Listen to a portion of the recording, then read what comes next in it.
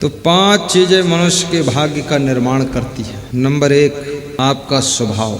आपका स्वभाव यदि सुंदर है, स्वभाव में सहनशीलता है, नम्रता है, गुण है, तो आपका भाग्य चमकेगा। स्वभाव मिलनसार है तो भाग्य चमकेगा। स्वभाव का डायरेक्ट प्रभाव भाग्य के ऊपर पड़ा। स्वभाव आपका क्रोधी है, गुस्सैल है, स्वभाव आपका आलसी है, निकम्मा है, मक्कार है, आपका भाग्य बिगड़ेगा। इसलिए अपने स्वभाव को सुंदर बनाओ। मधुर स्वभाव, आकर्षक स्वभाव, प्रसन्न चित्त स्वभाव। भगवान राम का स्वभाव था मुस्कुराने का और भगवान कृष्ण का स्वभाव था हंसने का, वो हंसमुख थे। और कबीर का स्वभाव था प्रसन्न रहने। और आजकल आदमी का स्वभाव कैसा है? टेंशन में रहना। आदमी बैठा हो तो ऐसा लगता कोई भूत प्रेत बैठा, उसका मुंह गौर से देखो। 20 साल की उम्र के बाद मुंह बिगड़ता ही जा रहा, बिगड़ता ही जा रहा, बिगड़ता ही जा रहा। क्योंकि जितना मन में टेंशन करोगे, तनाव करोगे, चिंता करोगे, क्रोध करोगे, गुस्सा करोगे, दुखी रहोगे, उलझन में रहोगे, परेशान रहोगे, तुम्हारा चेहरा भी बिगड़ता चला जाएगा। बहुत ज्यादा खाओगे तो भी चेहरा बिगड़ेगा। अधिक खाने से चेहरा बदसूरत होता है। अधिक खाने से बुद्धि कमजोर हो जाती है। अधिक खाने से हर समय आलस्य आता है। अधिक खाने से चेहरे पर उदासी रहती है। अधिक खाने से स्मरण शक्ति खत्म हो जाती है। अधिक खाने से जहाँ बैठो वहाँ नींद आती है। अधिक खाने से सुस्ती रहती है। अधिक खाने से 20 बीमारियां फालतू में आती अधिक खाने से। और 100 में 98 लोग अधिक खाते हैं। जितनी जरूरत नहीं उतना खाते। जो लड़की ससुराल पहुंच गई, 1 साल बाद लौट कर आ जाए तो उसका वजन तौल लो 20 किलो बढ़ जाएगा। मायके में थी, दौड़ती थी, मेहनत करती थी, छलांग लगा देती थी, अब ससुराल में तो मुख्यमंत्री बनकर बैठी। और कितनी स्त्रियों के पति ऐसे हैं कि उन्होंने नौकरानी लगा दिया अपने पत्नी को खुश करने के लिए। नौकरानी, घर में नौकरानी। अब पत्नी के पास कोई काम ही नहीं, क्या करती है? बस बच्चों को दूध पिला देती है। नौकरानी लगी है, सब काम कर रही, झाड़ू बहरू पोछा, बर्तन मांजना, धोना, कपड़े धोना, भोजन खा लेती है, बाल ठीक कर लेती है, और फिर दिन में सोती है, फिर रात में सोती है, फिर सुबह रोती है। हर समय बीमार रहती है, कहती यहाँ दर्द, वहाँ दर्द, घुटनों में दर्द, कमर में दर्द, सिर में दर्द, बाल बाल में दर्द, रग रग में दर्द, नस नस में दर्द, दर्द मोरे नस नस में, ऐसा वैद्य ढूंढो दवा दे दे, दर्द होगी ही दर्द। इस शरीर से अगर व्यायाम नहीं करोगे, मेहनत नहीं करोगे, गर्म पानी से यदि स्नान करोगे तो आपके शरीर में रग रग में दर्द होगा, नस नस में दर्द होगा, और उसी दर्द में तुम मरोगे। कभी दर्द दूर नहीं होगा। और याद रखना, अगर गर्म पानी से स्नान नहीं करोगे, अब व्यायाम करोगे, मेहनत करोगे, पसीना निकालोगे, तो आपके सैकड़ों रोग अपने आप भाग जाएंगे, स्वस्थ हो जाएंगे। और भोजन थोड़ा खाइए, कम खाइए। पूड़ी हो 1 पूड़ी खा लो। कितने लोगों को पूड़ी मिल जाए तो 20 पूड़ी समेट देते। बनाने वाले भी सोचते हैं कि पानी भी पिएगा कि नहीं। रसोई में आइटम खत्म हो गया पर उनका खाना खत्म ही नहीं चालू। अरे इज्जत तो बचने दो अंदर वालों की, निकलो, हटाओ अंदर। तो नंबर 1, स्वभाव को ठीक करना। नंबर 2, वाणी। वाणी माने बोलना, बोलना सीखना है। बोलना तो 2.5 साल की उम्र में ही आ जाता है, लेकिन कहाँ पर, कब, कैसे, क्या बोलना है, ये 100 साल की जिंदगी भर नहीं आता है। कब, कहाँ, क्या बोलना है, ये तो आदमी को 100 साल की जिंदगी में नहीं आ पाता। लेकिन बोलना 2.5 साल की उम्र में, 3 साल की उम्र में आ जाता, बच्चा बोलने लगता। केवल बोलना ही सार्थक नहीं है, कहाँ, कब, क्या बोलना है, ये चीज साफ। कितने शब्द बोलना है, बोलने के पहले तौलना है, तौलना है फिर बोलना है। और लोग तौलते ही नहीं, बोलते हैं। जो बोलने जा रहे हो कम से कम उसका परिणाम तो सोच। और वाणी में फिल्टर लगाओ। जैसे आपने इंजन देखा होगा, इंजन में फिल्टर लगे होते हैं, मालूम है कि नहीं? इंजन, जनरेटर, सभी गाड़ियों में फिल्टर होता है। तो डीजल टंकी में जाता है और टंकी से फिल्टर में, फिल्टर से प्लंजर में, प्लंजर से नोजल में, नोजल से पिस्टन पर जाता है। मैं इंजीनियर भी रहा हूँ, सब मालूम। अगर वो फिल्टर निकाल दो तो डीजल फंस जाएगा प्लंजर में, और प्लंजर में नहीं फंसा तो फंस जाएगा नोजल में, फिर इंजन स्टार्ट नहीं। तो अपनी वाणी में भी फिल्टर लगाओ। जोश खरोश में जो इच्छा हो जिसको बोलते जाओ, इससे बहुत गड़बड़ होगा। अपने घर मालिक को पिस्टन समझिए, नोजल समझिए। अगर आपने बिना विवेक किए, बिना फिल्टर लगाए, जोश खरोश में घर मालिक को कोई कठोर शब्द बोल दिया, अंड बंड बोल दिया, तो घर मालिक का दिल अगर बैठ गया, मनोबल गिर गया, तो आपके घर के विकास का इंजन बंद रहेगा, फिर विकास नहीं होगा। इसलिए उसके विकास के लिए फिल्टर में जैसे तेल छान कर आगे भेजा जाता है, ऐसे अपनी वाणी को छान लीजिए, जोश में मत बोलिए। केवल मेहनत करने से विकास नहीं होगा। बुद्धिमान व्यक्ति जब तक आपकी टीम के अंदर नहीं होगा तब तक आप आगे नहीं बढ़ सकते। बुद्धिमान की जरूरत है, और बुद्धिमान को पचाना बुद्धुओं को बहुत कठिन होता है। जितना बुद्धू होगा वो बुद्धिमान से भी ईर्ष्या करेगा, द्वेष करेगा। बुद्धिमान आदमी को अगर आश्रम में तुम्हारे जो बुद्धिमान व्यक्ति है उसके मनोबल को बढ़ाने के लिए फिल्टर लगाकर वाणी तुमने बोला है तो आश्रम का विकास होगा। घर में जो बुद्धिमान है उसको अगर आपने ऊपर उठाने के लिए, उसके मनोबल को बढ़ाने के लिए अपने फिल्टर लगाकर बात कर रहे हो, उसकी प्रशंसा कर रहे हो, तो वह व्यक्ति आपके घर के विकास के दरवाजे खोल देगा। इसलिए हेड आदमी जो है उस आदमी को चोटदार शब्द नहीं बोलना चाहिए। वाणी संभल कर बोलना आ जाए तो आपका भाग्य उदय हो जाएगा, आपकी किस्मत उदय हो जाएगी। दूसरी चीज है वाणी, और तीसरी चीज क्या है? बोलने की कला सीखो। वाणी किससे कैसे बोलना है, कब कितना बोलना है, कब चुप रहना है, ये सब चीज़ें बड़ी तौल की। कब मुस्कराना है, कब शांत रहना है, कब हंसना है, कब बिल्कुल मौन रहना है, कहाँ पर भाषण देना है, कहाँ पर नहीं बोलना है। जैसे अभी व्यास गादी पर आकर के कोई आधा घंटे भाषण शुरू कर दे तो ये पब्लिक सब भाग जाए, क्योंकि यहाँ लोग लक्ष्य बनाकर आए हैं कि सत्संग सुनना है। लोग आए थे बाजार में टमाटर खरीदने, तुम भाटा बेच रहे हो, कौन लेगा भाटा? तो उनकी मानसिकता को भी पढ़िए कि लोग हमारी बात को कितना सुनना चाहते। जितना सुनना चाहते उतना ही सुनाओगे तो तुम धन्यवाद पाओगे, और उससे ज्यादा सुनाओगे तो वाद विवाद पाओगे, और जितना सुनना चाहते उससे कम सुनाओगे तो आशीर्वाद पाओगे, और बहुत बोलते रहोगे तो पागलपन की उपाधि पाओगे। लोग कहेंगे पागल है, माइंड क्रेक है, अगर माइक पकड़ लिया तो छोड़ेगा नहीं। बोलने में कला है। पति से कैसे बोलना है। मैं एक सेठ के घर निवास था, तो सेठ का लड़का आया और सेठ के लड़के से पूछा। सेठ ने ग्वालियर में काम चल रहा था रेलवे का, उसमें 50 लाख का नुकसान कैसे हुआ सेठ जी? तो उनका लड़का हकलाता था, बोले पापा पापा पापा हम तो यहाँ बैठे रहे, वहाँ नुकसान हो गया। बोले सेठ जी स्नान हो गई?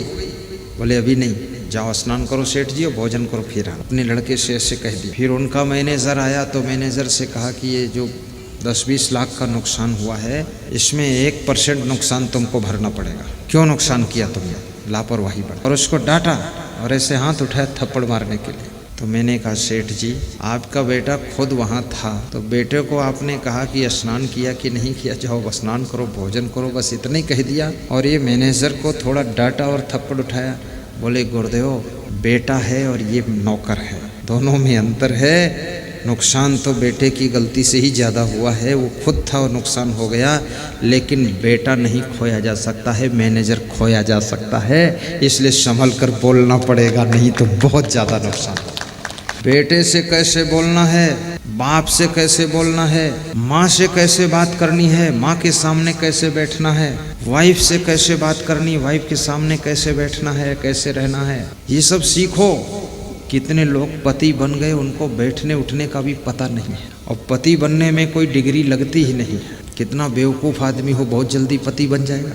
पति पत्नी गृहस्थों की कोई ट्रेनिंग सेंटर है ही नहीं, बिना ट्रेनिंग के सब गृहस्थ बन जाते, इसीलिए तो इसमें उलझन ज़्यादा है। ट्रेनिंग लो पहले कि पति का धर्म क्या है, पति का कर्तव्य क्या है, पति को कैसे होना चाहिए, पत्नी को कैसे होना चाहिए, पत्नी का धर्म व्यवहार क्या है, पति के प्रति उसका कर्तव्य क्या है। ये सारी चीज़ें सीख करके जब गृहस्थी में प्रवेश करोगे तब आपको गृहस्थी इतनी उलझन नहीं बनेगी जितनी उलझन लोगों ने बना रखा है। पति की मर्यादा भी रखो, पत्नी का आदर भी रखो, अपने सीमा में रहो, मर्यादा में रहो, पत्नी का भी महत्व समझो।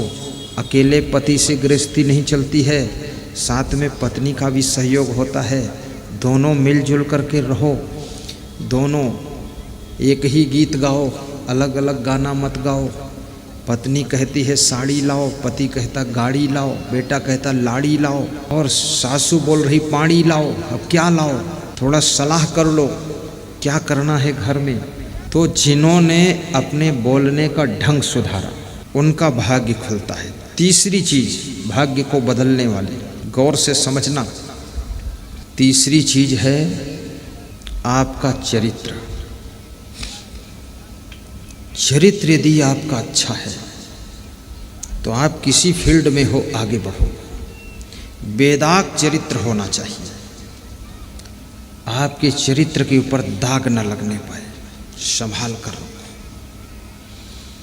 क्योंकि याद रखना, धन खो जाएगा फिर मिल जाएगा, पद खो जाएगा पुनः मिल जाएगा, जमीन खो जाएगी फिर खरीद ली जाएगी, गाड़ी चोरी जाएगी शोरूम से नई आ जाएगी, लेकिन आपका चरित्र खो जाएगा तो वो कहीं दुकान पर फिर नहीं मिलने वाला है। इसलिए चरित्र को संभाल कर रखो। और जो चरित्रवान हैं उनके चित्र का सम्मान कीजिए। आपके घर में चरित्रवान के चित्र लगना चाहिए। आजकल लोगों के घरों में चरित्रहीन लोगों के चित्र लगे हैं, हीरो हीरोइन के चित्र हैं, जो पूरा चरित्र का कोई ठिकाना ही नहीं है। वीरों के चित्र लगाओ, हीरो के नहीं, वीरों। महारानी लक्ष्मीबाई का चित्र लगाओ, महाराणा प्रताप का चित्र लगाओ, देशभक्तों का चित्र अपने घर में लगाइए, चंद्रशेखर आजाद का चित्र लगाइए, भगत सिंह का लगाइए, बटुकेश्वर दत्त का लगाइए। और चित्र लगाना है तो महान संतों का चित्र लगाइए, अपने माँ बाप का चित्र लगाइए, अपने पति का लगाइए, अपनी पत्नी का लगाइए। ये दूसरे का चित्र, जिनका चरित्र खो चुका है, उनके चित्र का दर्शन करने से तुम्हारे चरित्र पर बुरा असर पड़ता है। और चरित्रवान के चित्र को देख करके आपका चरित्र भी मजबूत बनता है। इसलिए चरित्रवान का चित्र लगाकर उसकी पूजा करना चाहिए।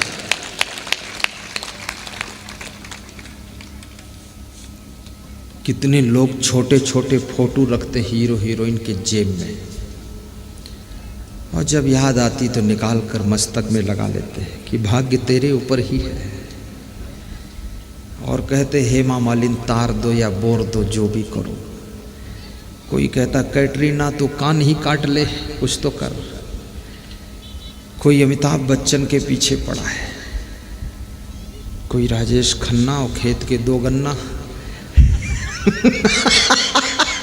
क्या लफड़ा लोग बना रखे। ये तो हीरो हीरोइन इनकी एक्टिंग है, ये तो पैसा कमाने का इनका धंधा है। बस इधर हाथ फेंकते उधर हाथ फेंकते, कमर हिलाते टांग हिलाते, और है क्या इसमें? कुछ भी नहीं है, कुछ भी नहीं है। ये कोई साथ देने वाले नहीं है। जिंदगी आपको अपनी ताकत से जीना पड़ेगा और आपको अपने भाग्य को ही भोगना पड़ेगा।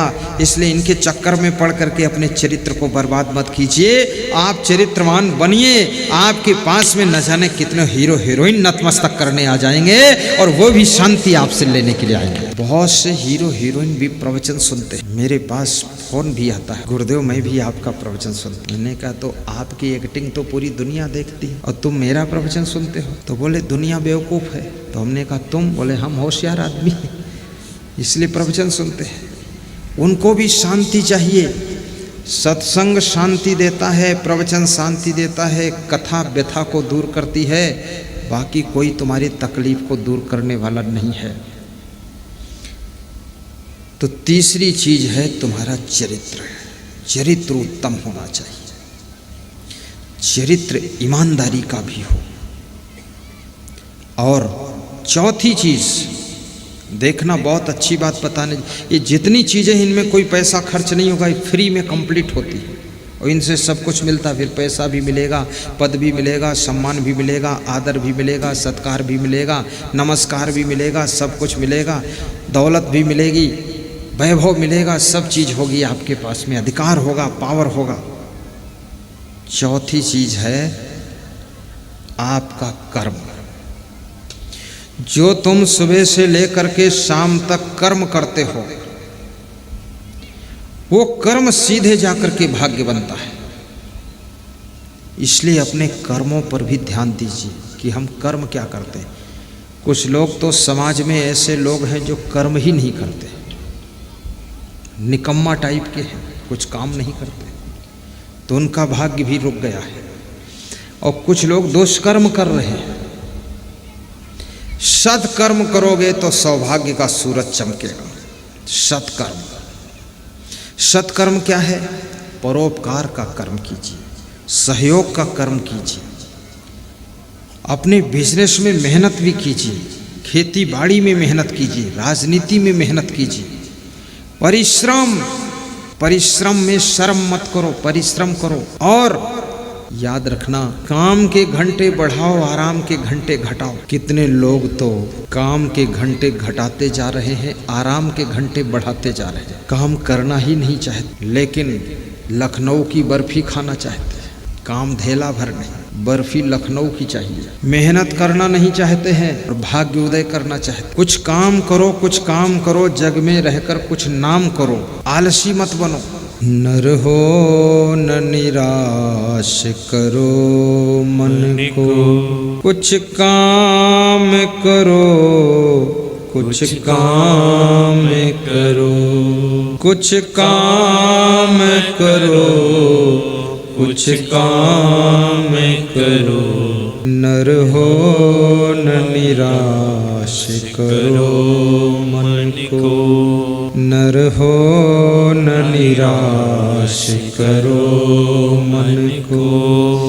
कुछ काम करो, कुछ काम करो, जग में रह कर कुछ नाम करो, जग में रह कर कुछ नाम करो।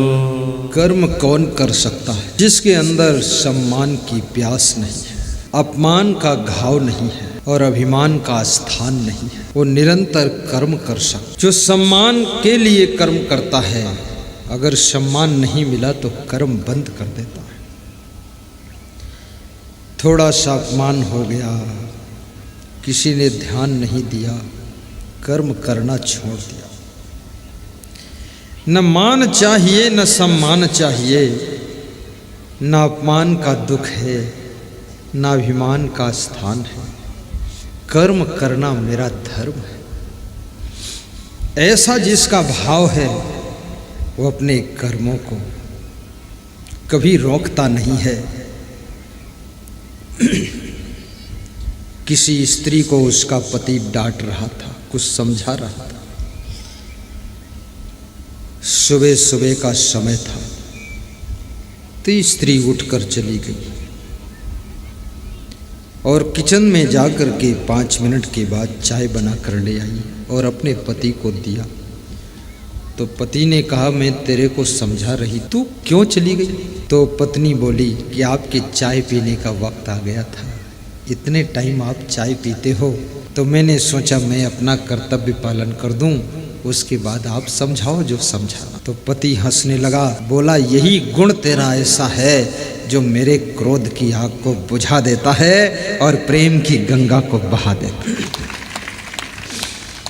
कितनी स्त्रियां अगर पति एक बार को समझा दे तो 7 दिन चाय नहीं बनाए, फिर वे इतना उलझ जाएंगी कि रसोई नहीं तैयार करेंगी, भोजन भी नहीं पकेगा। और कितनी स्त्रियों को अगर पति कुछ कह दे तो गठरी बांध कर मायके चली जाएंगी, बस छुट्टी हर हर गंगे, जा रही नर्मदा देवी। अरे सहन शक्ति भी रखो, गम खाने की क्षमता भी रखो। तुमको यदि तुम्हारा पति डांट रहा है, यदि पत्नी तुमको समझा रही है, पत्नी डांट रही है, पिताजी डांट रहे, माँ डांट रही, सासू डांट रही है, तुम्हारा गुरु डांट रहा, गुरु भाई डांट रहा, तुम्हारा भाई डांट रहा, समझा रहा है, कोई तुमको समझाता है तो वो तुमको बहुत अच्छा बनाना चाहता है इसलिए समझाता है, और जो तुमको डांटता है वो अपने से भी तुमको महान बनाना चाहता है इसलिए डांटता है। नहीं तो डांटने की फुर्सत किसके पास है? कौन किसको डांटेगा?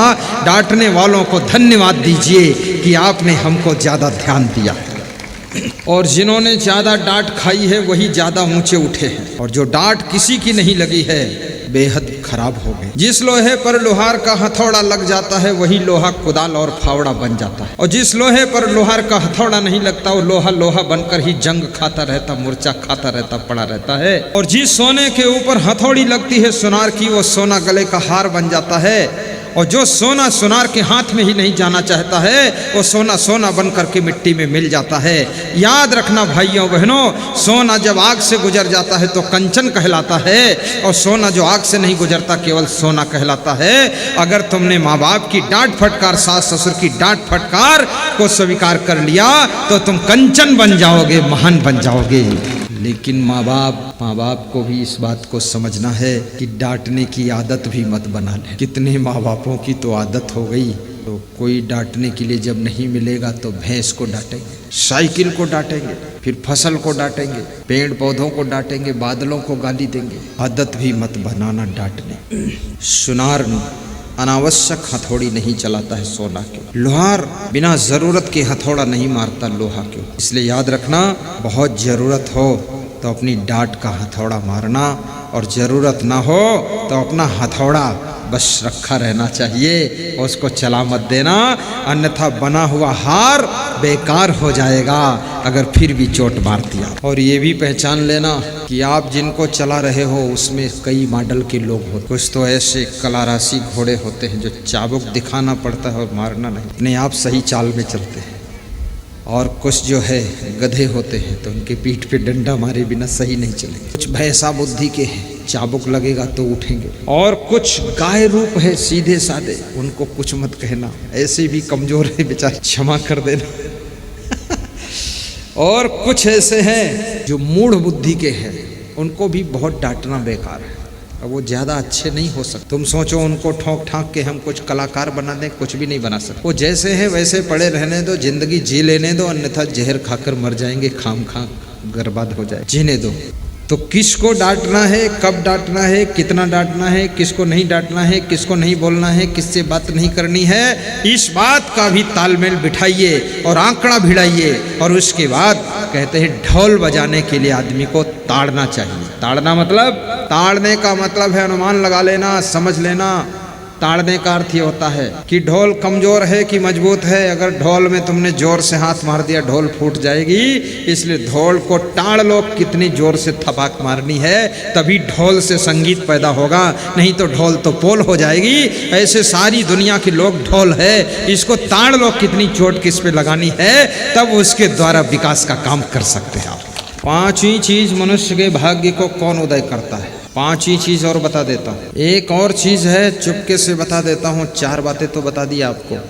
एक तो स्वभाव, दूसरा चरित्र, तीसरी वाणी, चौथा कर्म, और पांचवा एक चीज और है। वो क्या है? वो क्या है?